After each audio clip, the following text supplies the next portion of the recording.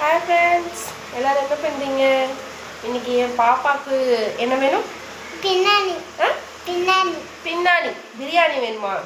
அதை ரெடி பண்ணிகிட்டு இருக்கேன். காட்டுறேன் பாருங்கள். சமைச்சு முடிச்சுட்டு காட்டுறேன். பிரியாணி ரெடி. பார்க்கலாமா? வேணுமா? வேணும். இதோ பிரியாணி வேணுமா? சாப்பிட்டு பாருங்க.